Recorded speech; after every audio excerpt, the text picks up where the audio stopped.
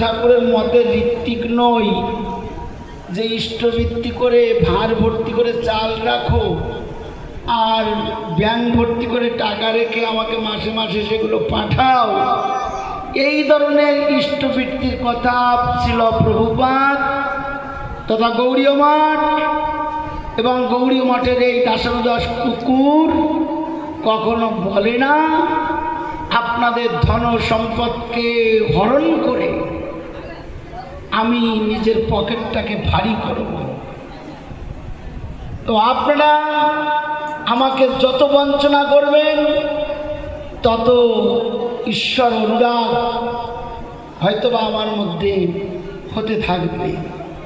আপনারা বঞ্চনাই করবেন, আপনাদের অনুগ্রহতা ওই জড়জগতের অর্থবিত্ততা এর মধ্য দিয়ে আমাকে আর অভিমানের সিংহাসনে বসাবার চেষ্টা করবেন না।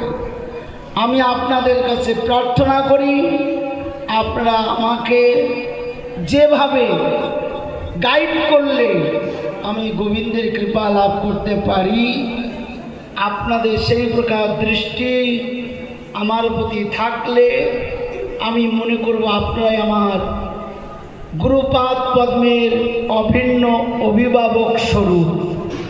তাই শুধু ভক্তমণ্ডলী, গুরুপাদ পদ্মের দেওয়া এই গুরু দায়িত্ব বহন করবার ক্ষমতা দিনের পর দিন আমার হারিয়ে যাচ্ছে। এখন বয়সের সঙ্গে সঙ্গে অনেক কিছু পারি না, তারপরেও অদম্য লালসায় প্রভু এই জগন্নাথ দেবের রথযাত্রা যখনই 2-3 মাস বাকি থাকে তখন থেকেই আমার ভেতরে একটা কাজ শুরু হয়ে যায়, কেমন করে প্রভু জগন্নাথ দেবের রথযাত্রাকে সুন্দরভাবে আমরা যাতে তুলতে পারি, সম্পন্ন করতে পারি।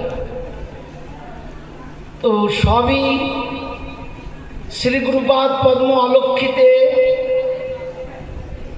তিনি করে চলেছেন। আমরা তার আজ্ঞাবহ দাস স্বরূপে তার এই সেবা কার্যে সন্নিবেশিত হয়েছি।